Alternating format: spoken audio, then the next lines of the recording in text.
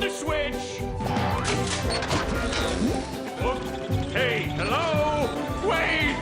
No! Wouldn't it be great if we had real robots to play with, Patrick? Yeah, these unreal robots are getting boring.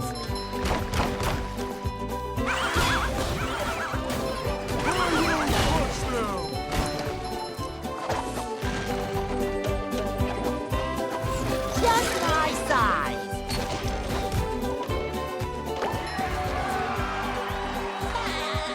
SpongeBob SquarePants Battle for Bikini Bottom Rehydrated is, for starters, breaking my sacred rule of 2 to 3 word game titles max, and also a remake of the 2003 platformer.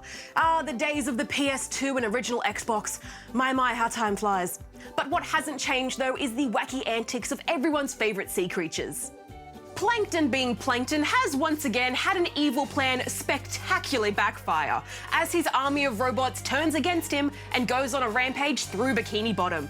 So our pint-sized supervillain enlists the help of SpongeBob, Patrick, and Sandy to sort out his mess and take down the robot menace. Now, I've never played the original, so I have no nostalgia to fall back on, and like most of you spawnlings, I'm coming into this as a first-timer. And as a first-timer, my first thought jumping in was, this game feels old. While there is an obvious improvement in how it looks, all bright and colourful and 3D, it still feels like a game I'd play on the PS2. The whole campaign hinges on finding golden spatulas around each area, which you use to unlock new locations, which you then explore to find more spatulas. It's a big old collectathon is what I'm saying.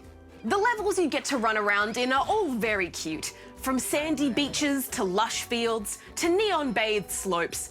All are littered with enemies and obstacles you'll have to destroy and/or navigate around using the abilities of our 3 heroes. SpongeBob can blow bubbles and launch missile attacks. Sandy can use her lasso to crush enemies and cross great distances, and Patrick can throw heavy objects. Sandy was by far my favourite, and every opportunity I got to play as her was awesome. Swinging between boys and lassoing unsuspecting robots. I just wish that changing characters wasn't such a slog. Help me find Patrick. I have a task that I think he can help me with. You have to go to bus stops set up around the area to change to another character that level allows you to play as. It's just such an unnecessary hassle, especially without a mini-map to look at. You just have to retrace your steps, trying to remember where you saw it any time you want to change over.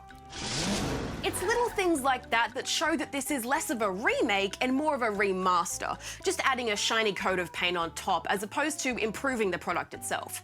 That's not to say that I didn't enjoy myself, because I definitely did at times.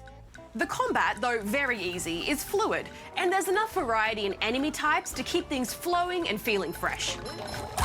It might even be too easy for some, but the way I look at it, there are plenty of games out there whose sole purpose is to drive you nuts. It's nice to just run around doing simple tasks without the threat of failure hanging over your head. And I won't lie, it is quite the ego boost to walk into any level and know that you are the most powerful creature there, even as a 4-inch tall sea sponge. There is also a multiplayer Horde mode too, which you can play online or in local co-op, but it's not exactly the most thrilling gaming experience. But it does let you play as Gary though, so I mean, do with that what you will. At the end of the day, I feel that Battle for Bikini Bottom Rehydrated is a fine game, but one that's wasted too many opportunities to bring itself into the era of next-gen consoles. Something its fancy new look can't hide, and in fact, maybe exaggerates a bit. I'm sure for those who played the original, seeing this classic rejuvenated, or in this case rehydrated, would be quite the trip down memory lane. But for me, there just wasn't enough here to capture my interest. Take that!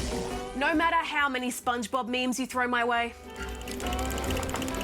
So I'm giving SpongeBob SquarePants Battle for Bikini Bottom Rehydrated 2.5 out of 5 rubber chickens.